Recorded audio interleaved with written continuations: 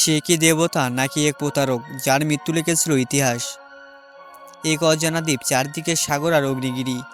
আর হঠাৎই সাগরে ভেসে এলো এক বিশাল জাহাজ। দ্বীপবাসীরা থেমে যায়। এই তো নুলো, আমাদের দেবতা ফিরে এসেছে। তাকে দেখে সবাই মাটিতে লুটে পড়ে, কারণ সে ছিল সাদা চামড়ার, বিদ্যুৎ সম আগুনে কামান নিয়ে আসা এক বিদেশি। তার নাম ক্যাপ্টেন বুক।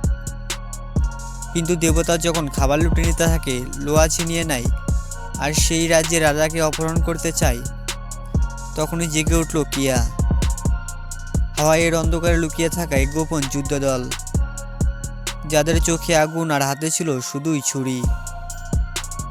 ঠিক সেই ছুরি যা ছিল এক দেবতার অস্ত্র, কুকের নিজের হাতে গড়া।